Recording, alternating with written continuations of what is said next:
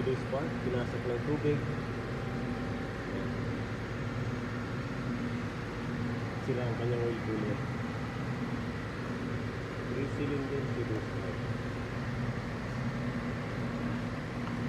Klase ng ali.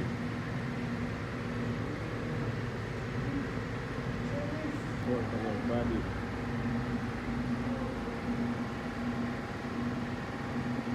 Okay, this one. And you have this one of L14.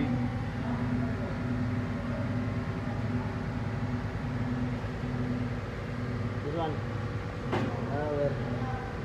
Ito na siya guys, meron na siyang chai. Ayan. Ayan. May chai na siya, may chai. Itimpla natin si chai. Starbucks. Hmm? Starbucks cappuccino.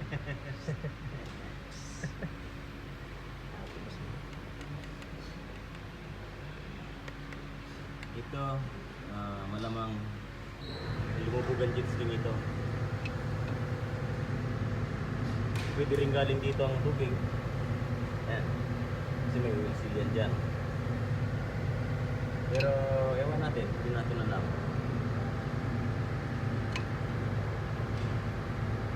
Sea-Doo Spark.